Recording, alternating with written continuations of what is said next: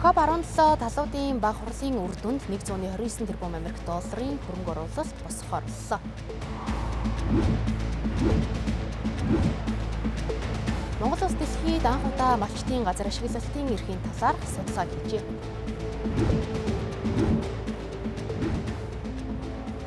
COP урлагийн түүхэнд хотын дарга нарын форумыг анх удаа зохион байгуулж, дэлхийн 33 улс 24 хотын төлөөлөл оролцлоо. Нийт бүс нутгийн 53% нь гангийн давтамж нэмэгдэж хураашилт ихтэй гэж дүгнэлээ. Аз Африкийн бүс нутагт газрын нөхөн сэргээлт хамгийн эрчимтэй явагдаж байна. Оройн мэнд төргийн үзэгчдээ Тэнгэр телевизийн 7 мэдээллийн хөтөлбөр эхэлж байна. Та бүхэн анхаарлаа хандуулсан.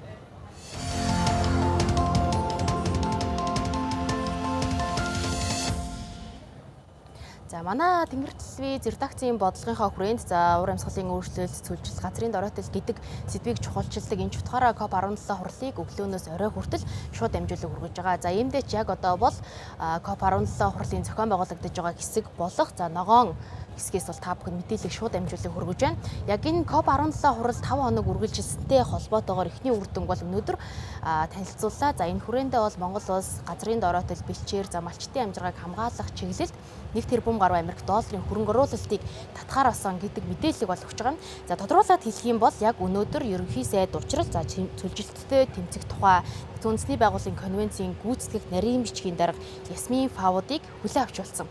За энэ үеэрээ манай улсын зүгээс зохион байгуулагч орныхоо хувьд тал хэрийн төлөвлөгөө, нарлаг Монголын малчин зэрэг үндэсний хөтөлбөрөд олон улсад танилцуулаад байгааг бол мэдгдсэн. За тэгвэл уулзалтын үеэр 170 гаруй орны төлөөлөгчид хөрс, бэлчээр сэргээгдэх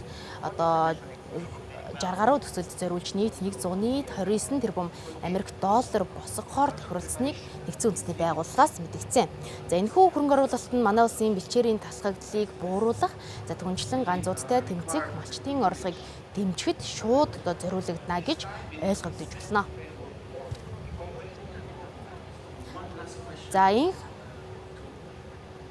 За энэхүү манай улс дэлхийд анх удаа 1 тэрбум гаруй Америк долларын хөрөнгө оруулалтыг бэлчээр газрын хөрсийг нөхөн сэргээхтэй холбоотой хөрөнгө оруулалт татаж чадсан учраас газар ашиглалтын талаарх эрхийн судалгааг бол хийсэн байгаа. За энэхүү судалгааны үр дүнд манай Монгол малчтын 50 гаруй хувь нь бол газар ашиглах эрхийн талаар тодорхой мэдээлэлгүй гэдэг ийм судалгааг бол гарсан байгаа юм. Тэгэхээр иймд бол малчтын газар ашиглах эрхийн гэрчилгээний талаарх мэдээллийг бусад улсуудад туршлага болгон судлуулах, түнчлэн түгээн дэлгэрүүлэх шаардлагатай гэдэг талаар яригдсан байна. Малчид өөрсдийн өвөлжөө хаваржааны газартаа 15-аас 60 жилийн хугацаатай эзэмших эрхийн гэрчилгээ авах боломжтой. Нөгөө дээгүүр нөхөрлөл болон хоршоо байгуулж тухайн бэлчээрийн газраа хамгаалах, нөхөн сэргээх боломжтой. Түүнчлэн сум орон нутгийн газар төлөвлөгөөнд санал оруулах, усны нөөцөө хамгаалах хэрэгтэй. Ингэснээр бэлчээрийн газраа бусдад алдахгүй бас газрын доройтлоос сэргийлж болно. Гэтэл нийт малчдын 50 гаруй хувь нь дээр хэрэгүүдээ мэдэхгүй гэж хариулсан байна. Нөгөө дээгүүр 70 гаруй хувь нь уул уурхайн үйл ажиллагааны зөвшөөрлийн дүрм журам мөрдөгдөхгүй. Үүнээс шалтгаалan газраа алдах эрсдэлтэй нүүр тулдаг гэдгийг учруулжээ. Энэ асуудал Монгол орноор тогтохгүй дэлхийн бүх улс орны малчтад уул уурхай, дэд бүтэц эрчим хүчний хөгжлөөс шалтгаалan тулгамдж байна. Жишээлбэл зүүн Африкийн улсуудад аялал жуулчлалыг хөгжүүлэх нэрийдлээр малчтыг хүчээр нүүлгэх тохиолдол хамгийн их гардаг байна. Түүнчлэн олон улсад бэлчээрийн газар ашиглаж буй нийт малчтын ердөө 10% нь аль бие усны гэрчилгээтэй гэх судалгаа бий. Үүнтэй холбоотой малчтын газар ашиглах эрхийг хамгаалсан бодлого дэлхийд дахинаа дутагдж байгааг салбарын мэргэжилтнүүд хэлж байлаа. Малчид юу гэж хариулж байгаа гэхэд бид нар бол хууль дүрмэн заасан яг тэр заалтуудыг сайн мэддэггүй. Ер нь бол сүүлийн үед энэ хөгжтийн олон том хөтөлбөрүүд уул уурхайн энэ олон юмтай холбоотой манай энэ бидний газрын эрх бол зөрчигдөх магадлал маш их байна гэж гарч ирсэн. Ирээдүйд бид нар цаашдаа ер нь энэ Монгол улсын газрын мониторинг системд малчтын газрын эрхийг мониторинг хийсэн судалгаагаа оруулдаг ийм нэгдсэн нэг үр дүн хүлээж байна. Хоёрдугаар бол нэгдсэн үндэсний байгууллагын цөлжилтөд Сүлжилттэй тэмцэх конвенцийн тайланд тусгадаг ийм хоёр том үр дүнгэл хүлээж байна да. Let me just start by saying a word about Бүх улс орнд эрчим хүч уул уурхай хөгжилтэй холбоотой малчдын газар эзэмших эрх болон ашиглах эрх хамгийн ихээр зөрчигддөг. Түүнчлэн аюулгүй баталгаатай гэрчлэгээтэй малчин аль ч улсад байхгүй. Тиймээс нэгдүгээр малчдын газар эзэмших гэрчлэгийг баталгаатай болгох, хоёрдугаард нүүдэлж мал аж ахуй эрхлэх, бас газар ашиглах боломжийг хамгаалах бодлого хэрэгжүүлэх хэрэгтэй байна. I didn't know that. And I think many people did not know that. Дээрх судалгааны үр дүнг нэгдсэн үндэсний байгууллагын тайланд тусгахын зэрэгцээ олон улсад энэхүү судалгааг хийх хэрэгтэйг салбарын мэргэжилтнүүд хэлж байлаа. Түүнчлэн малчдын газар ашиглалтын эрхийг хамгаалах, датанд суурилсан бодлого хэрэгжүүлэх явдал дэлхийд дахинаа дутагдж байна гэлээ. Нүүдлийн мал аж ахуйг хүчтэй эсэргүүцэхээс илүүтэй бэлчээр ашиглалтын уялдаа холбоог нэмэгдүүлэх хэрэгтэй болжээ. Энэ талаар дэлхийн 190 гаруй орноос ирсэн газар зохион байгуулалтын мэргэжилтнүүд COP17 хурлаар хэлэлцлээ. Олон улсын байгууллагын хамгаалах холбооноос дэлхийн газрын нөхөн сэргээлтийн ололт амжилт 2026 тайланг танилцууллаа. Тэгэхээр жил болгоны COP-уудын үеэр хэрэгждэг амлалт яг бодит байдал дээр хэрхэн биелэлээ олдгийг хөтлөгч ийм сурвалжлагч Эгимагийн бэлтгэсэн дараах сурвалжлагаас хүлээн авч үзсэн нь. Үзэгчтэй Тэнгэр телевиз яг одоо COP17 цэнхэр бүсийн зохион байгуулагч орны павильонаас та бүхэн төрж байна. За яг одоо миний ард харагдаж байгаа энэхүү үйл ажиллагааны тухайд гэвэл олон улсын байгаль хамгаалах холбооноос зохион байгуулж буй дэлхийн газрын нөхөн сэргээлтийн ололт амжилт хэмээх шинэ тайлангийн нээлт болж байгаа. За энэхүү тайлан бол маш чухал. Яагаад вэ гэхээр улс орнууд, засгийн газрууд, олон улсын байгууллагууд яг энэ газрын нөхөн сэргээлтийн асуудлаар хэрхэн сүүлийн жилүүдэд ололт амжилт гаргасан бэ, нөхцөл байдлыг хэрхэн сайжруулсан бэ гэдгийг бол яг бодит тайлангаар харуулж байгаа. За үүн дээр бол яг улс орон тус бүрээр гэхээс илүүтэй бүс нутгаар нь бол энэхүү тайланд авч үзсэн. Үүнээс харахад яг Өмнөд Аз, Зүүн Аз болон одоо манай улсын байрладаг яг Төв Азийн бүс нутаг болон Оросын холбооны улсын хэсгүүдээр бол одоо газрын нөхөн сэргээлтийн үйл явц сүүлийн жилүүдэд маш сайжирсан, бодит үр дүн гарсан гэж харагдаж байгаа. За нийт дэлхийд дахинаа харин авч үзэх юм бол 10 орчим хувь буюу одоо дэлхийн газар нутгийн 10 орчим хувь нь бол яг энэ газрын нөхөн сэргээлтийн асуудлаар сайжирсан гэсэн үр дүнг авчирсан юм гэж одоо яг олон улсын байгаль хамгаалах холбооны одоо албаны мэргэжилтнүүд нь бол мэдээлж байна. За үүнээс бид юу харж болох вэ гэхээр COP хурал гэдэг бол зөвхөн яриа хэлэлцээ амлалтаас гадна яг тухайн амлалтаа бас биелүүлж байгаа хэдий багч гэсэн үйл явц харагдаж байгаа гэдгийг одоо харуулж байгаа ийм хурал болж байна гэдгийг бол тухайн байгууллагаас ийхүү мэдээлж яг энэхүү тайлангийнхаа үйл ажиллагаа үр дүнг танилцуулсан энэ арга хэмжээг одоо зохион байгуулж байна. Дэлхийд даяар газрын дөрөлдлийг сэргээн босгох амлалтаа хэрэгжүүлэх тал дээр ахиц дэвшил гарч байгаа нь сүүлийн 20 гаруй жилийн турш энэ талаар яриа хэлэлцээ өргөж байгаатай их холбоотой. Энэ асуудлаар их хэмжээний мөнгө зарцуулагдсан. Олон бодлого өөрчлөгдсөн. Бид энэ COP-д газрыг сэргээх, найдварыг сэргээх талаар ярилцаж байгаа.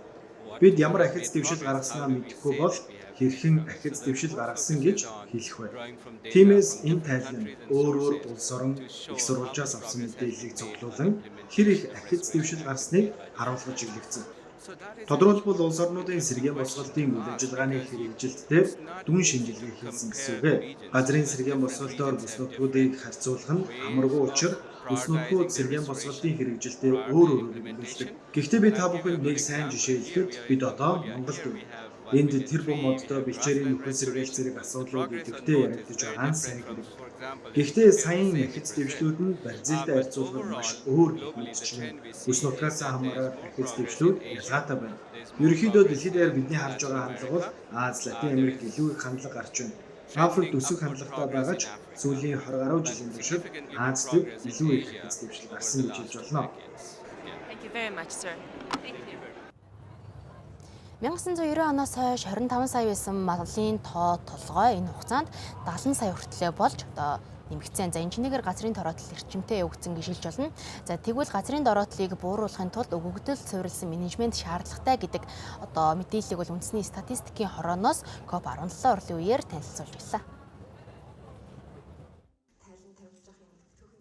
Манай улсын цөлжилтэд өртсөн газар нутгийн хэмжээ 81% хүрсний 10 орчим хувь нь нөхөн сэргийх боломжгүй газрын доройтолд орсон байна. Түүнчлэн нийт бүс нутгийн 53% гангийн давтамж нэмэгдэж, хуурайшилт ихтэй гэж дүгнэгджээ. Энэхүү асуудалд манай улс тэрбүү мод хөдөлгөөн болон тусгай хамгаалттай газар нутгийн хэмжээг нэмэгдүүлэх чиглэлээр ажиллаж байна. Харин цаашид хиймэл дагуул ашиглан бэлчээрийн доройтлыг эрт илрүүлэх, систем нэвтрүүлэх шаардлагатайг үндэсний статистикийн хорооноос хэлж байна. Хүчний доройтлыг бууруулах чиглэлээр хэрэгжүүлсэн энэ арга хэмжээнүүдийн үр дүн за энэ маань өөрөө урамчлалтад хэрхэн нөлөөлж байгаа талаар мэдээллийг бид хиймэл дагуул болон за бусад мэдээллийг хөөсөн ашиглан танилцуулж байна. За мөн малчдыг цаг уурын өөрчлөлтийн үед уламжлалт мал аж ахуйн үйл ажиллагаанд өөрчлөлт оруулснаар малын ашиг шимдэр ямар өөрчлөлт өрхийн орлогоор өөрчлөлт орох боломжууд гарч байна гэдэг талаар бас мэдээллийг бол бид танилцуулж байна. За мөн бидний хувьд газрын дороотол цөлжилтийн эсрэг санхүүгийн байгууллагууд ногоон санхүүжилт гэдэг юм уу. За мөн карбон кредитээ боловсруулах худалдах, за мөн үүнээс ашиг олох, илүү ногоон ирээдүй бий болох энэ чиглэл рүүгээ бол бидэд үйл ажиллагаагаа хийж энэ зүйлс маань өөрөө сэргэн хүний оролцоо илүү үйл ажиллагаагаа хэрэгжүүлэхэд илүү чиглэх шаардлагатай байна гэж харж байна. Түүнчлэн үндэсний статистикийн хорооноос газрын доройтлыг илрүүлэх шин судалгааны арга барил болон технологийн шийдлүүдийг гадна дотны төлөөлөгчдөд танилцууллаа. Товчхондоо бол датанд суурилсан оновчтой бодлогыг хэрэгжүүлэх хэрэгтэй ба үүнд малчид болон төрийн байгууллага зэрэг бүх талуудын хамтын ажиллагаа чухал байгааг хэлж байлаа. За мөн өнөөдрийн COP17 хурлын үеэр орон нутгийн төлөөллүүд байгаль дээлтийн шинжлэх шийдлүүдэд танилцуулсан байгаа. За тухайлах юм бол Ховд аймгийн Дарив сумын тухайд хөв цөөрөн байгуулах санаачлагуудаа бусад сумдуудад ч мөн байгуулахыг уриалсан бол харин Сүхбаатар аймгийн зүгээс дулаалгын төслөө COP17-гийн үеэр танилцуулсан юм а. Байгалийн сорилтыг ухаалаг шийдлээр давж буй билээхэн жишээг Ховд аймгийн Дарив сумаас харж болно. Урамсгалын өөрчлөлтөөс үүдэлтэй усны хомсдлыг сөрж, булган нуур нэртэй хөв цөөрмийг байгуулжээ. Өндөр улсын цас борооны усыг хоригдлуулах энэхүү хөв цөөрм нь бэлчээрийг сэргээж, малчдын амжиргааг тэтгэх чухал усны шинэ их үсвэр болж байна. Одоогоор бол яг энэ чинь сумдаа нэг нуртай бий болсон байгаа. Тэгэхээр манай сум бол 5 багтай. Тэгэхээр 5 баг дээрээ бас 5 баг тус бүр дээр хөв цөөрөн бий болох ийм санал санаачлагыг гаргаа авч байгаа. Тэгэхээр мэдээж энэ санал санаачлагаа бол ганц улсын бөгөөд орон нутгийн төсөв, за мөн дээрээс нь олон улсын хандивлагч байгууллагууд ч гэдэг юм уу, уул уурхай компаниартай хамтарч энэ ажлыг гүйцэлдүүлэхээр бас өнөөдрийн арга хэмжээнд энэ санаачлагыг гаргаад ажиллаж байна. Сумын засаг даргуудад Монголынхон бүх багийг ингээд баг болгоныг цөөрөм нуур байгуулъя гэдэг уриалга гаргаад байна шүү дээ. Жижигхэн тооцоо хийж үзэж болж байна. За нэг 50-60 мянган метр куб усны багтаамжтай цөөрмийг нуурыг баг болгон байгуулвал 1672 багтай байхгүй Монгол улс чинь. Ингээд 1 км куб ус хоригдлуулж чадна гэсэн. Энэ бол нэг 2 метр орчим гүнтэй, дунджаар 2 метр гүнтэй 60-70 метр километр квадрат нуур болно гэсэн үг шүү дээ. Нийлүүлчих юм бол. Ингээд нэг дор байгуулж байгаа нуур биш. Монголын баг болгоноор байгуулж байгаа учраас тэр болгонд ууршилтаа өгөө, тэр болгонд цөлжилтэнд хамгаалахад, сэргийлэхэд маш том түлхэц болно. Мөн энэ удаагийн COP17 хуралд танилцуулагдсан өөр нэгэн онцлог санаачлага бол Сүхбаатар аймгийн Баруун урт сумын Дулаан Баруун урт төсөл байлаа. 2026-аас 2028 онд хэрэгжих энэ төслийн хүрээнд тус суманд 34 орон сууцны фасадыг дулаалж, дулааны тоолоор суйрлуулахар төлөвлөжээ. Ингэснээр орон нутагт хүлэмжийн ялгарлыг бууруулах томоохон алхам болно гэлээ. 1972-оос 2012 онд баригдсан 34 орон сууц байд юм. Эдгээр орон сууцнуудынхаа гаднах фасадыг дулаална. За энд дулаалаад ерөнхийдөө бол нүүрсний эрдэм хүчний хэмнэлт үүсгэх, нүүрсний төлөвлөлтийг бууруулах, агарын бохирдлыг бууруулах гэсэн ийм урлагтай Дулаан Баруун урт гэдэг төслөө танилцууллаа. Бид нар энэ төслийн хүрээнд нийт нэг 2 сая 167 мянган ам долларын тусламжийг өслөө тусламжийг хүсэж COP17-д хандлаад. Энэ мэт орон нутагт хэрэгжүүлсэн бодит сайн туршлага санаачлагууд нь урамсгалын өөрчлөлтөд дасан зохицох болон хүлэмжийн ялгарлыг бууруулах дэлхийн зорилтод томоохон түлхэц болж байна. За 7 мэдээллийн хөтөлбөр үргэлжилж байна. За хөтөлбөрийн энэ хэсэгт өнөөдөр зохион байгуулагдсан форумтой холбоотой мэдээллүүдийг та бүхэнд хүргэх болно. Тэгэхээр дэлхийн дулаарл зөвхөн хөдөө хээр талд гэлтгүй хоцорон газарч үргэлжилж байна. За тухайлбал Франц, Испани, Австри, Их Британи, Грек зэрэг Европ болон Азийн орнуудад 40 хэмд авч халж байгаа юм. За энэ нөхцөл хотын иргэд гадаа байж суух аргагүй болтлоо. Ийм нөхцөлтэй байгаа. За өөрөөр хэлэх юм бол энэ бол яасах аргагүй уур амьсгалын өөрчлөлтийн дохио гэж хэлжлэнэ. За тиймээс COP17 хурлын үеэр за улс орон бүрийн хотын дарга нарыг цуглуулж нэгдсэн форумыг зохион байгуулах талбар нь Улаанбаатар хот боллоо. Энэ зун Испани зарим хотуудад температур 40 хэмт хүрсэн. Харин энд Барселонод 33-аас 34 хэмийн хооронд байна. Гэхдээ чигшил их учраас цагаагаарын мэдэн зааснаас илүү халуун мэт мэдрэгдэг. Жил ирэх тусам 100 улам халуун болж халалтын давлгаа илүү олон давтамжтай болж байна гэж мэдрэгдэг. Мөн өмнөхөөсөө илүү удаан үргэлжилдэг болсон. Барселонод өдрийн хамгийн халуун цагуудад гудамжаар алхаж байгаа хүн бараг харагддаггүй. Тэр байтугай далайн ирэг рүү явах хүмүүс ч цөөн байдаг. Харин шөнийн цагаар агаар жуулагчгүйгээр унтах бараг боломжгүй. Ер нь бол зуны улиралд би зүгээр л гадагш гардаггүй. Яагаад гэвэл зөв амьсгалахад хүртэл хүндрэлтэй байдаг. Энэ жил өмнөх жилүүдээс яах аргагүй илүү халуун зам болж байна. Хамгийн халуун зам болж байна гэж хэлж болно. Учир нь 41 хэмд хүрч халсан нь Виена хотын түүхэнд шинэ дээд үзүүлэлт болж байна. Дубайтай адилхан гэсэн үг шүү дээ. Ердийн үед ер нь намайг баг байхад зуны улиралд ойролцоогоор 25 хэм байдаг байсан. 30 хэм хүрэх юм бол аль хэдийн маш халуун гэж тооцогддог байсан бол сүүлийн хэдэн 7 хоногт 37, 38 хэм орчим байх нь хэвийн үзэгдэл болсон. Тиймээс өмнөх үетэй харьцуулахад маш халуун болсон. Энэ хэд халалт бидний амьдралд маш ихээр нөлөөлж байна. Олон хүмүүс өдрийн дунд үед буюу хамгийн халуун үеэр гадагш гарахаа болсон. Миний хувьд үдээс хойш температур илүү улам халж байгаа юм шиг санагддаг. Харин Япон улс өнөөдөр хүн ам нь хурдцтай хөгшиж буй нийгэм болсон. Тиймээс өндөр настай хүмүүс халууны улмаас амнасаа алдаж байгаа тухай мэдээг бид илүү олон сонсох болсон. Зуны улиралд гольф тоглож байхдаа халууны улмаас хүн дээр өвдөх, амнасаа алдах эрсдэлтэй. Энэ мэд жишээнээс харахад бид халууныг нухацтай авч үзэх хэрэгтэй.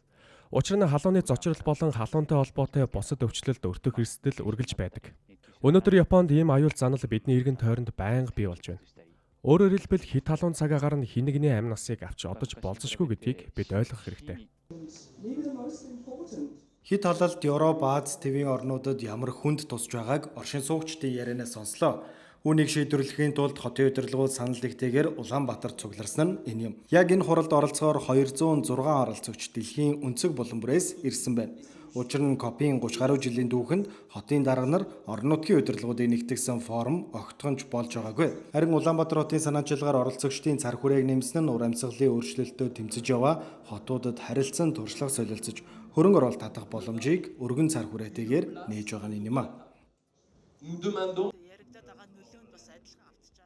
Бон хот өнгөрсөн 5 дугаар сараас эхлэн 35-аас 40 градус хүрч хит халж байна. За хотын барилга байшинг хит халуунд тохируулж төлөвлөөгүй. Газрын хөрс элсэн цүл шиг болсон. За мод бут шуудж хүртэл хэцүү байгаа. Усны түвшин урд өмнө олон зууны турш хизээж байгаагүйгээр багассан. Бусад улс орн ийм зовлон туулж байсныг анхудаа мэдэрсэн. За энэ утгаараа уулзалтад оролцож буйдаа талархаж байна. Мөнгөөр бүхнийг шийдэх боломжгүй. За хотод үйл ажиллагаа явуулж ашиг олдог байгууллагад биологийн төрөл зүйл байгаль хамгаалах эрх олгосноос гадна Бон хот хүндрэлээс гарахын тулд газар эзэмшигч ард иргэдээс санхүүжилт тусламж авч байна.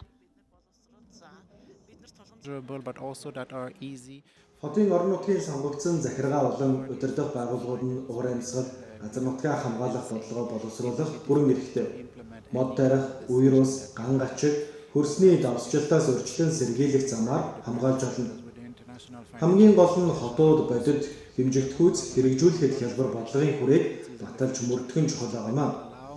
Санхүүжилт байхгүйгээр ямар ч хэдвэрийг хэрэгжүүлэх тун хэцүү байдаг. Тиймээс хотууд хувийн хвшил, олон улсын санхүүгийн байгууллагууд болон өөрсдийн засгийн газартай хамтран ажиллаж шаардлагатай зөвлөмжүүдийг ажил хэрэг болгох санхүүгийн боломжууд болон хэрэгслүүдийг нээж өгөх хэрэгтэй. Иргэдэд татвар хураамж ноогдуулж болох ч энэ нь гол арга зам байх ёсгүй. Бидний зорилго бол хүн бүрийн амьдралыг хөнгөвчлөх явдал юм а. With the one in Riyadh 2 years ago during COP16, Энэ удаагийн COP17 хурал болон Улаанбаатар хотод болж байгаа хотын дарга нарын форум нь бидний хувьд ирж оролцож байгаа маш чухал орон зай болж байна. Бид зөвлөлт болон хөрсний дороодлын эсрэг үйл ажиллагаанд орон нутаг, бүс нутгийн захиргаалыг хэрхэн илүү сайн оролцуулах талаар оролцогч талууд болон гишүүн орнуудтай хэлэлцэж байна. Орон нутаг, бүс нутгийн захиргаалаад газар нутгийг нөхөн сэргээх түлхүүр байгаа.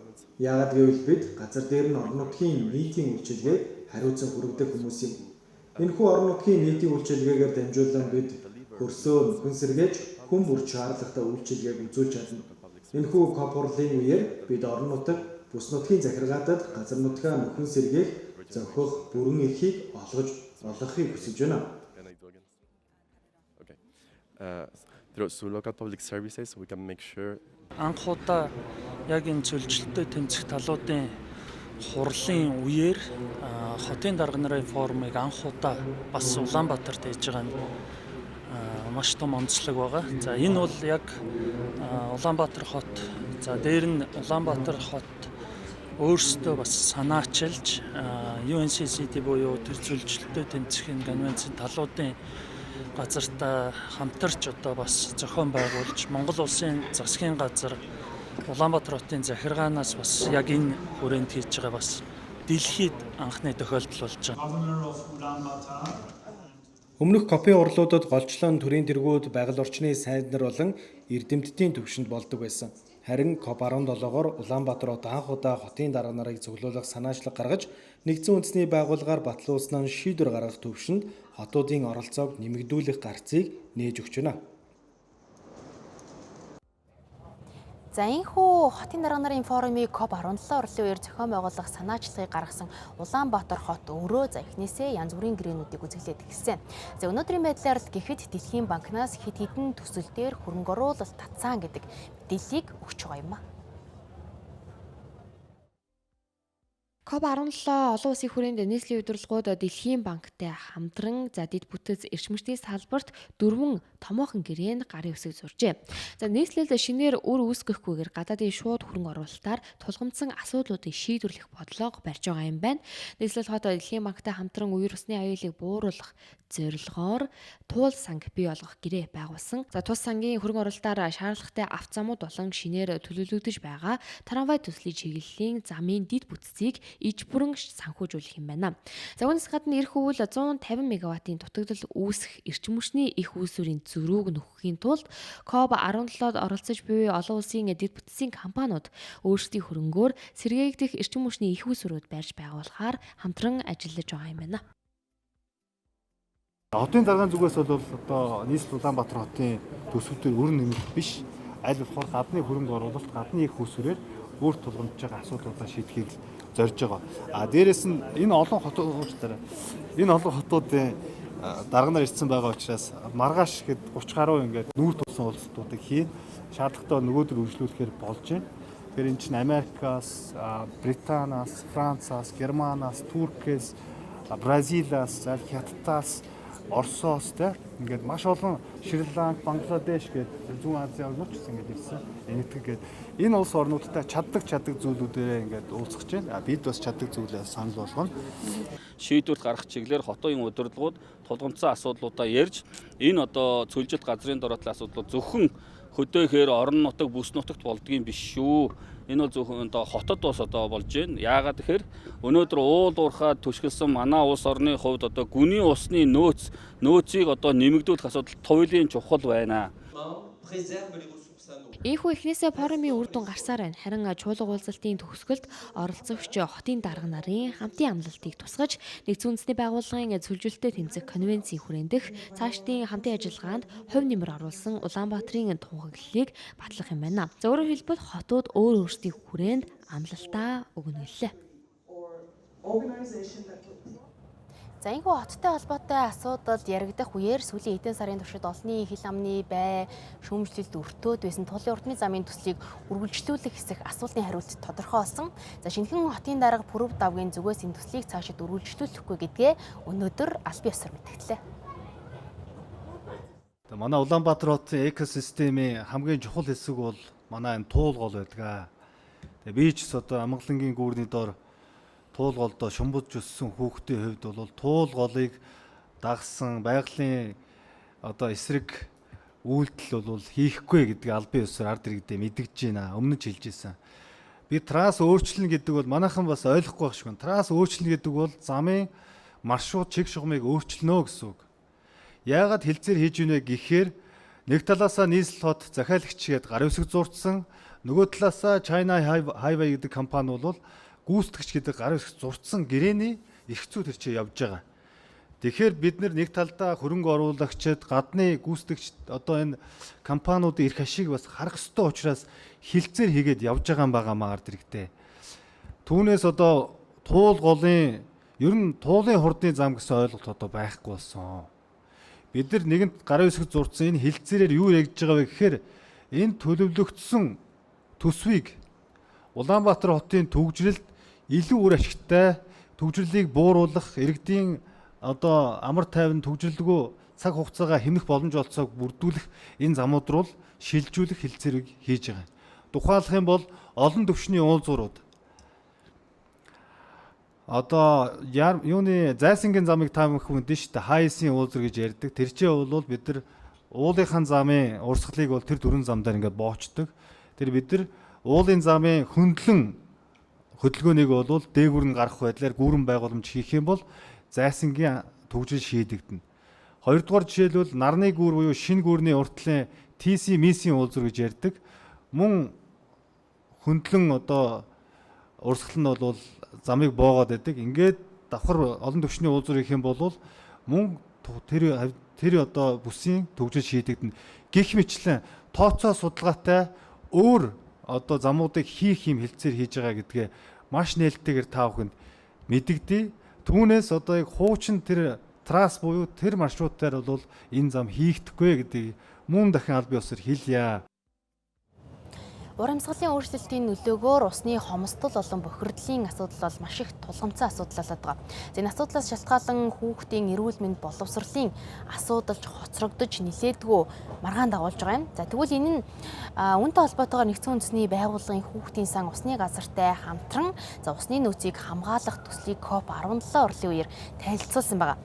За энэ төсөлд бол улс орны төрийн тэргүүнүүд нэгдэж байгаа. За тухайлах юм бол Бутаа улсад усны их үүсвэр нь 30% нь одоо буурсан байгаа учраас энэ усын төрийн тэргүүн энэхүү төсөл нэгдэж байгаагаа энэ үеэр илэрхийлжлээ. Цэвэр усны асуудал үүсээд байгаа хүн болгон мэддэг. Гэхдээ нөгөө талд нь цэвэр уснаас гадна хаягдл усны асуудал үүсээд байгааг бид мэд. Өнөөдөр бид нар Монгол улсад цэвэр усны дутагдлаасаа илүү бүр тодруулаад хэлбэл Улаанбаатар хотод цэвэр уснах хүрэлцээтэй байхад нөгөө гарч байгаа усаа цэвэршүүлж чадахгүйгээс болоод 680 мянган нөхөн жорлонгоос болоод сэлб голмын туул голмын бохирчод байж байна. Яг энэ асуудлыг ерөөсөө дэлхийн нийтийн анхааралд хандуулахын тулд Sanitation and Water for All гэдэг нэрээр төрийн тэргүүн байсан ерөнхий сайдаар ажиллаж исэн хүмүүс нэгдсэн юм санаачилгааг явж байгаа. Би зөвхөн Бутаан улсаа төлөөлөх бус олон улсыг төлөөлөн энэхүү төсөлд оролцож байна. Нийт хүн амын төлөө бид усны нөөцийг хамгаалах, усыг дахин боловсруулах, усны бохирдлыг бууруулахад хүчээ нэгтгэх хэрэгтэй. Үүнтэй холбоотой улс орнууд ариун цэврийн байгууламжид анхаарах хэрэгтэй. Учир нь нөхөн жорлон бол усны нөөцийг бохирдох болон хомсдоход нөлөө үзүүлдэг. Тухайлбал Монгол улсын доктортой хөгжлийн зорилтод ариун цэврийн байгууламжийн асуудал хамгаалтын биелэлт багтаа явж байна. Үүнийг шийдвэрлэж чадвал хүний усны нөөцөө хамгаалж чадна. Энэ арга барилыг дэлхийн бүх улс орнууд хамтран хэрэгжүүлэх хэрэгтэй. Замсана үзэгчдээ COP17 хурлын 5 өдөр өнөөдөр үргэлжилж байна. За та бүхэнд зочны ярилцлагын хэсгээр усны газрын дарга Батбаяртай ярилцах гэж байна. За танд энэ өдрийн мэд өнөөдөр COP17 хурлын 5 өдөр. За 5 өдрөөр өнөөдөр ер нь өнгөрсөн хугацаанд энэ COP17 хурлын үйл ажиллагаанд сонио хачи юу олж өнгөрөв? Ур амьсгалын өөрчлөлттэй холбоотойгоор яг энэ бүс нутагт энэ 7 хоногт бараг 2 удаа аадар бороо асгарлаа шүү дээ тий. За 5 хоногийг бүхэлдэн дүгнэхэд арай эрт байна. Яг гэвэл энэ 12 хоногийн арга хэмжээ бид бол усны газрын зүгээс эхний 3-4 хоног дээр бол хийсэн ажлууд дээрээ суурилсан төслүүд, дараа нь томоохон төслүүд, тэгээд төгсгөлд нь бас нэлээд тийм алсын төслүүд гэсэн байдлаар хийсэн ажлаа тайлбарлах одоо юу гэдэг нь цөлжилт гэж юу юм бэ гэдгийг танилцуулах ийм арга хэмжээ хийжсэн. Ер нь бол анхны өдрүүдийн 1 дахь 2 дахь өдөр танилцуулж явах үед үер өөрөө цөлжилтийн их усүр болоод байна. Цөлжилт гэдэг бол усны дутагдал юм а. Гэхдээ усны илэгдэл их байна гэдэг үгнүүдийн маань баталсан мэт Аадар бороо орлоо. Аадар борооны үеэр хоёр тийм нэлээд сэтгэл одоо юу гэдэг эмзэглүүлсэн гэмээр асуултууд гадны төлөөлөгчдөөс гарч ирлээ. Тэр нь юу вэ гэхээр маш их бороо орж ийн энэ бороог яах вэ гэж. За одоо би олон жил давтсан юм а дахиад хэлээ. Сая 20 минутын бороо орсон. Хэрвээ бид нар цуглуулж авсан бол Өмнө Говь аймгийн Далан Задгад хотын жилийн хэрэглээний усыг цуглуулах байжээ.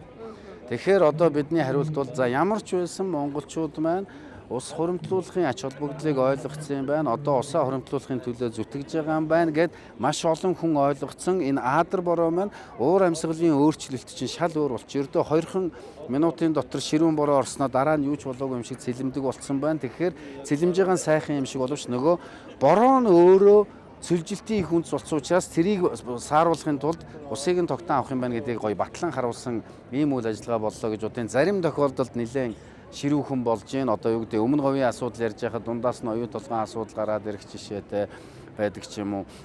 Сая одоо жишээлбэл баруун талд барьсан хөв цөөрмүүдийн тухай асуудал ярьж байхад мөнх цасны хайлалт орох жишээтэй зүгээр ийм одоо юу гэдэг зохион байгуулалттай өндөр түвшний хурлуудын дунд бидний ялангуяа усныхны бидний ярьж байгаа сэдвүүд нь өөрөө их хүнд сэдвүүд байгаа учраас тэр хуралдаанууд маань бол нэлээд тийм юу гэж хэлэх ширүүн гэж хэлж болохгүй бах.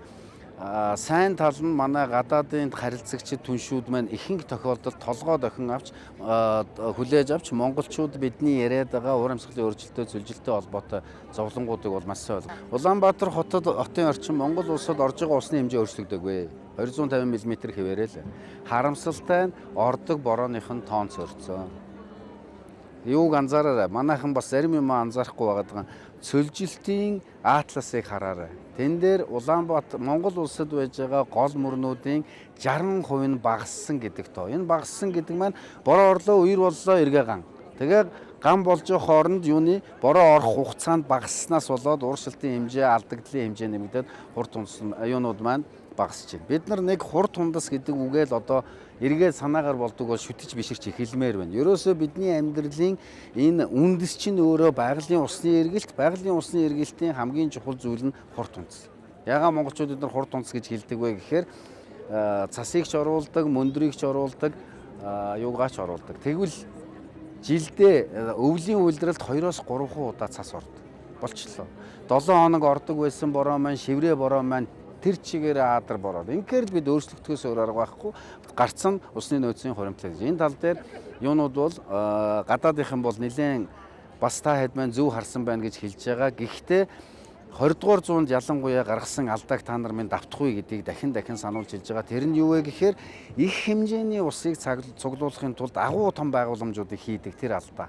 Америкт ч тэр Европч тэр тийм алдаанууд гарсан. Тэр алдаа юугүй юу гэдгийг бид эцэлэнд өгнөхөд хэцүү. Гэхдээ тийм асуудлууд гарсан. Испаний агуу том усан сангууд одоо хоосорсон байж байгаа жишээтэй. Тэгэхээр бид гарцыгаа 333 нуур буюу маш мини гэж хэлж болохоор хөв цөөрмүүдээр дамжуулж барьж байгаа нь бол та нарын ухаалаг шийдэл байна. Гэхдээ та нарын барихаар төлөвлөж байгаа хөв цөөрмүүд чинь үерийн усыг хуримтлуулах учраас нөгөө үерийн ус чинь гинт орж ирнэ.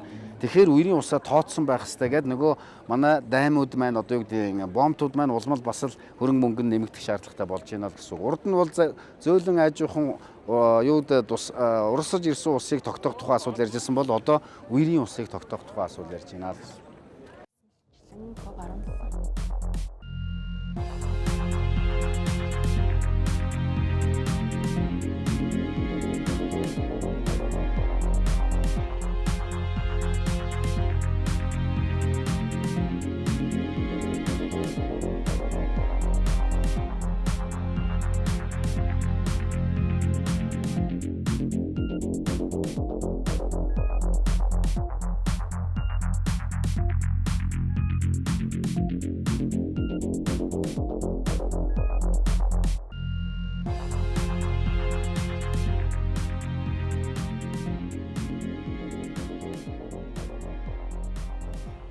Талаараа мэдээллийн хөтөлбөр үргэлжилж байна. За хөтөлбөрийн эхэнд үзэгч та бүхэнд үзүүлсэнчлэн бэлчээр малчид газрын доройтлын асуудлаас гадна за яг одоо та бүхэнд ойн экосистемтэй холбоотой мэдээллийг хүргье. За тэгэхээр COP17 хэлэлцүүлгийн үеэр яг энэ ойн экосистемийг хамгаалах болон тэрбум бод санаачлагыг эрчимжүүлэхтэй холбоотой асуудлуудыг бол хүндсэн байгаа. За ялангуяа эдгээр арга хэмжээнүүдийг эрчимжүүлэхэд шаардлагатай санхүүжилтийг за зөвхөн төр гэлтгөө хувийн хвшил болон хөгжлийн төвшүүдийн за ногоон болон холимог санхүүжилтийн механизмыг идэвхжүүлэх нь зүйтэй гэдэг санаачлагыг илэрхийлж ирсэн юм а. Нэгдсэн үндэсний байгууллагын зөвлөлтөд тэмцэх конвенцийн талуудын 17 дугаар банк хурал. За бид нар болохоор Европын холбооны болон Монгол улсын ойн төслийг хүрээнд хэрэгжиж байгаа төсөл байгаа. За тэгээд үүнээс гадна Global Green Growth Institute буюу энэ дэлхийн ногоон хөгжлийн институт за нэгдсэн үндэсний байгууллагын хөгжлийн хөтөлбөрийн дээр хэрэгжиж байгаа. Байфийн 2 төсөл за мөн тэрбум мод самтай хамтран өнөөдрийн ойн салбарын хөрөнгө оруулалтыг нэмэгдүүлэх за талуудын хамтын ажиллагааг бэхжүүлэх нь хилцүүлгийг цэнхэр бүсийн Монгол улсын өргөд зохион байгуулж байна. За энэ хилцүүлэг маань юугаараа онцлог вэ гэхээр за ойн салбарт хэрэгжиж байгаа төсөл хөтөлбөрүүд хувийн хвшил за тэгээд мөн хамтрагч development partners буюу хамтрагч талуудыг авч ирээд за бидний хийж байгаа үйл ажиллагаануудын уялдаа холбоог хангах за цаашдаа Монгол улсын ойн салбарт хөрөнгө оруулалтыг нэмэгдүүлэх за зөвхөн гадны хөрөнгө оруулалтаас гадна хувийн хэмжлүүдийг хэрхэн сайжруулах вэ дэмжигч болох вэ за тэгээд үүнээр дамжуулан бид нар урт хугацаанд тогтвортой ойн менежментийг хэрэгжүүлж Монгол улсын зөвлөлтөд тэмцэх одоо Риогийн 3 конвенцийн урт хугацааны бодлогод хөрөнгө оруулах нэмэр оруулах талаас нь одоо талууд маань хилцэхээр энд цуглаад байгаамаа баярлалаа. Өнөөдрийн уулзалтыг Монгол улсын ойн салбарын хөгжилд санхүүгийн дэмжлэгийг хэрхэн нэмэгдүүлэх боломж арга замууд байгаа талаар хэлцэх зорилгоор зохион байгууллаа. Европын холбоо нь Монгол улстай ойн салбарын түншлэлийн хэлэлцээрт гар үсэг зурсан тул энэ салбар бидний хувьд нэн чухал ач холбогдолтой юм. Бид тус салбарт төсөл хэрэгжүүлж буй байгууллагуудыг тухайлбал Stream Plus төслийг дэмжин ажиллаж байна. Мөн бид нэгдсэн үндэсний байгууллагаас хэрэгжүүлж буй Биофин төслийн талаар танилцлаа. Энэхүү салбар нь зөвхөн байгаль орчныг хамгаалахаас гадна эдийн засгийн үр өгөөж бий болох боломжтой чухал салбар гэж бид үзэж байна. За Голланд банк Nature гэх нэртэй виртуал картыг хэрэглээд нэвтрүүлжээ. За энэхүү картын хурамжийн 80% нь байгалийн өв санд хуримтлагдаж за байгаль орчныг хамгаалах нөхөн сэргээх үйлсэд зарцуулагдах юм байна. Таны ашиглаж байгаа картын хураамж зүгээр нэг банкны орлого болох биш, ирээдүйн хойш үедээ үлдээх байгалыг хамгаалахад хувь нэмрээ оруулах боломжтой. Энэ боломжийг Голланд банк хэрэглэгчдэд санал болгож байна. Social Pay-ийн хэрэглэгчид аппликейшнээрээ дамжуулан хэдхэн секундын дотор Nature картыг авах боломжтой гэлээ. Бид нэр энэхүү картаараа дамжуулаад харилцагч нарын өдөр тутмын төлбөр тооцоондоо одоо төлж байгаа тэрхүү шимтгэл хураамжийн орлогуудыг бүхэлд нь байгалийн өв сандуугаа шилжүүлээд за байгалийн өв сантайгаа хамтраад бол энэ одоо та бидний мэддэг одоо бог дуулч гэдэг юм уу тэрэлж гэдэг юм уу дархан цаастай газар байгалийн цогцлборт газруудын менежментийг сайжруулах, тогтцол үйлчилгээг нь сайжруулах, одоо ариун цэврийн байгууллагуудыг нь сайжруулах гэдэг юм уу тиймэрхүү чиглэлээр бол одоо зарцуулахаар бэлдээд байгаа. За карт маань бол одоо эхний байдлаар бол гарахад бэлэн болчихсон байж байгаа. Картын хураамж нь болохоор 80% нь манай байгалийн өв сан руу шууд хандивлагдаад манай байгалийн өв сангаас тухайн хураамжтай ижил хэмжээгээр бас матчинг байдлаар одоо хамтын санхүүжилт хийгээд эргүүлээд байгаль хамгааллын одоо өндөр үр нөлөөтэй за тэр дундаа тусгай хамгаалалтаа газарнуудад тодорхой хэмжээний дид бүтэц, тэмдэг тэмдэглэгээ, зам жим хийх гэдэг юм уу те ийм төслүүдийг дэмжих одоо ийм зорилготой байгаа. За энэ картын бүтээгдэхүүний гарснараа бол зөвхөн Голланд банкар зогсохгүй цаашлаад олон санхүүгийн байгууллагууд бас санаа аваад ижил төстэй одоо биологийн алианс байдлыг хамгаалалт чиглэсэн ийм шинэлэг одоо механизмуудыг бас нэвтрүүлэхэд бол нэлээд түүчилж байгаараа гэдгээрээ бас онцлогтой байгаа гэж бодож байгаа. Виртуал карт нь хуванцар хаягдал үүсгэхгүйгээс гадна банкн дээр очих шаардлагагүй, утаснасаа хэдхэн хоромд нийлгэх боломжтой учраа хэрэглэгчийн цагийг хэмнэн гэлээ. Хамгийн гол нь хэрэглэгчдэд очих бодит үнцэн нь картын хураамж төлсөн мөнгөнийх нь ихэнх нь Монголын байгалийн өв санд очдогт оршиж байгааг хэлжлээ. Олон улсын хэвлэлүүд Монгол улсад зохион байгуулагдаж байгаа COP17 хурлыг газрын дороотэл болон ангийн асуудлыг дэлхийн анхаарлын төвд авчрах за мөн энэ чиглэлд Монгол улс гол тоглогч нь болох боломж хэмээн харж байгаа юм байна. За энэ талаарх мэдээллийг хүргэхээр медиа центр төвд буюу за цэнхэр бүсээс инх болгон ажиллаж байна. За цөлжилт газрын дороотол ган ачиг гэдэг ерөөсөө нэг улсын асуудал биш. За тийм ч учраас COP17-оос гарч байгаа чухал шийдвэрүүдийг хурлын танхимаар хязгаарлах биш. За үүнийг олон нийтэд хүргэх ёстой. За энэ ажлыг таны яг харж байгаа нөхөө медиа центрээс хол хэвлэлийн хийж байгаа. За COP17-г сурвалжлахаар 200 гаруй хөл мэдээллийн байгууллагууд бүртгүүлсэн дотор олон улсын хөл мэдээлэлч гэсэн байгаа. За тэдгээр олон улсын хэвлэлүүдийн энэхүү COP17-гийн зохион байгуулалт замун хурлыг бас юу гэж харж байгаа вэ гэдгийг сонсъё. Монгол улс энэ арга хэмжээг эх орондоо зохион байгуулахыг өөрөө хүссэн. Учир нь Монгол улс уур амьсгалын өөрчлөлт дэлхийн дулаарал газрын цөлжилт усны хомсдол зэрэг дэлхийн нийтэд тулгамдж буй сорилтуудыг өөрийн биеэр мэдэрч энэ асуудалд идэвхтэй оролцох шаардлагатайг ойлгож байгаа. Ялангуяа усны хомсдол гэдэг ирээдүйд хизээ нэгэн цагт тулгарах асуудал биш, өнөөдөр бидний өмнө боддоор тулгараад байгаа асуудал. Тиймээс Монгол улс энэ арга хэмжээг зохион байгуулах хүсэлт хэдэн жилийн өмнөөс гаргаж нэгдсэн үндэсний байгууллагаас зохион байгуулах эрхийг авахын төлөө тууштай ажилласан. Энэ хурлын ачаар Монгол улсын олон улсын давцан дахь байр суурь нэр хүнд дээшилж, ийм томоохон олон улсын хурлыг амжилттай зохион байгуулж чадах улс гэдгээ харуулж байна. Мөн Монгол улс өөрт нь чухал ач холбогдолтой асуудлуудаар манлайлж, энэ конвенцийн цаашдын үйл ажиллагааг урагшлуулахад хувь нэмрээ оруулах боломжтой гэдгээ ч харуулж байгаа юм. Энэ нөрөө Монгол улсад энэхүү конвенцийг даргалах хугацаанд дэлхийд дахинд өөрийгөө таниулах маш том боломж платформыг олгож байгаа. Өөрөөр хэлбэл Монгол улс бол Орос, Хятадын дунд орших хөгжиж байгаа жижиг улс төдий биш гэдгээ дэлхийн нийтэд харуулах боломж болж байна. Монгол улсад цөлжилтийн асуудал ностой тулгамдж байгааг харж байна. Цөлжилт ялангуяа малчтай амьдралд ямар хүн дээр нөлөөж байгааг харахад хэцүү байна. Гэхдээ үүний зэрэгцээ Монгол улс цөлжилтөд тэмцэх чиглэлээр маш сайн ажиллаж байна. Тиймээс Монгол улс цөлжилт нь бидний өдөр тутмын амьдралд ямар хүн дээр нөлөөлж болох, үн түүнтэй хэрхэн тэмцэж болохыг харуулж буй үлрэг жишээ олс гэж бодож байна. Ийхүү COP17-г сурвалжилж байгаа олон улсын сэтгүүлчид Монгол улсын цөлжилт, усны хомсдол зэрэг бодит хариултыг онцлохын зэрэгцээ эдгээр асуудлыг шийдвэрлэх чиглэлд гаргаж байгаа алхмуудыг анхаарч байна. Мөн COP17 бол зөвхөн олон улсын хилэлцүүлэг өрнүүлэх талбар бус Монгол улс өөрийн туршлага, байр суурь дэлхийд таниулах чухал боломж гэж харж байна. Монгол улсын хувьд дараагийн 2 жил хурлын даргалагч улсын үүргийг гүйцэтгэх тул хурлын үр дүнг бодит ажил хэрэг болгож олон улсын хамтын ажиллагааг үргэлжлүүлэх чухал хариуцлага хүлээж байна. Хавдар судлалын үндэсний төвд Ротари олон улсын байгууллагын дэмжлэгтэйгээр хэрэгжсэн 2 төслийг хүлээлгэн өгөх ёслол оллоо. За энэ төслийн хүрээнд хавдрын дараах сэргээн засах тасгийг бүрэн тохижуулж, тусламж үйлчилгээнд нэн шаардлагатай 6 за мөн үндсэн 3 тоног төхөөрөмжөөр хүлээлгэн өглөө. За мөн эмнэлгийн ажилчдын хүүхдүүдийг хамруулах цэцэрлэгийг шинээр тохижуулан ашиглалтанд орууллаа. Хавдрын тусламж үйлчилгээнд оншилгоо имчилгээнээс гадна имчилгээний дараах сэргээн засах имчилгээ нэн чухал байдаг. Тэгвэл хүрээ Ротари клубийнхэн 70 мянган $70,000 санхүүжилт дээр Хавдар судлалын үндэсний төвийн сэргээн засах төвийг шинжилэн тогтворжээ. Уг төслийг бүгд найрамдах Солонгос ард улсын 3599-р дүүргийн George Big Dragon, George Rose, George Tiger Rotary клубийнхэн хамтран хэрэгжүүлсэн байна. Энэ бол миний хувьд маш утга учиртай бахархалтай мөчөө. Өнөөдөр Ротаричууд тэдний хамтран ажиллагчид болон Ротари сангийн гаргасан амлалтууд хорт хавдрын имчилгээ хийлгэж, эдгэрч буй хүмүүст бодит имчилэг болон хүрч байгааг бид харж байна.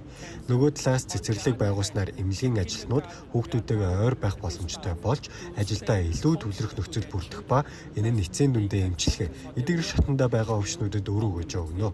Эдгээр төсөл нь бид хамтран ажиллах үед энэрэнгүй сэтгэл бодиттой урт хугацааны эрүүл мэнд, итгэл найдвар болж чаддгийг харуулж байгаагийн тод илрэл юм а. Эдгэрэлтэр шарх сорны эдгэрэлтийг илүү нөгөө түргэн эмчлэх, зовирыг багасгах гэх мэтчлэн тийм өндөр технологийн тохиромж байгаа. Мөн хавдрын сэргээн засах тасгийн бас засварын ажлыг бас журам хийж гүйцэтгэсэн байгаа. Хавдар судлалын үндэсний төв дээр өнөөдөр олон улсын хүрээ Ротаригийн санхүүгийн дэмжлэгтэйгээр тоног төхөөрөмжийн шинжилэл болон технологийн шинжилэлүүд хийгдэж явж байна. За эндээс товч дурдах юм бол хүчил төрөгчийн бара камер, за мөн магнетик болон үйлчлүүлэгчийг тайвшруулах болон үйлчлэгээтэй тийм үйлчлэгээний багжууд, тоног төхөөрөмж, хөдөлгөөн цэцлийн багжууд хангаглалаа. Энэ нь ингэж хангалтж ихэлснээр хавдрын үеийн турсан үйлчлэгээний одоо үйл ажиллагаа бас нэг талаар сайжирна. Харин 2 дахь төслийн хүрээнд Хангай Ротary клубээс эмч сувлагч ажилтнуудын хүүхдүүдэд зориулсан цэцэрлэгийг 85 мянган $, санхүүжилтээр байгууллаганд огчулж 9-р сарын 1-нд ашиглалтанд орохоор болжээ. Судлын цэцэрлэг цэцэрлэг бол бидний хувьд бол 4 удаагийн цэцэрлэг. Бидний зорилго бол жилд нэг эмнэлэг цэцэрлэг өгөх гэсэн зорилготой явдаг. За энэ удаагийн цэцэрлэг маань 300 сая төгрөгөөр Авико компанитай хамтраад манай Rotary клубгээд ингээд цэцэрлэг маань хэрэгжиж явж байна. Тус цэцэрлэгийг боловсролын яам албан ёсоор хүлээн авч үйл ажиллагааны хувьсах зардлыг жил бүрийн төсөвтэй тусган ажиллахаар болжээ. Мөн мэрэгжлийн багш сургууль мужуулагчдыг томилон ажиллуулж байгаа нь төслийн тогтвортой байдлыг хангахад өндөр үр дүнтэйг онцоллоо. Ийхүү Хангай Rotary клубын хувьд Монгол Улсын хэмжээнд 4 дахь цэцэрлэгийн төслөө амжилтаар хэрэгжүүллээ. $7 мэдээллийн хөтөлбөр өндөрлөж байна. Анхаарал хандуулсан үзэгч та бүхэнд баярлалаа.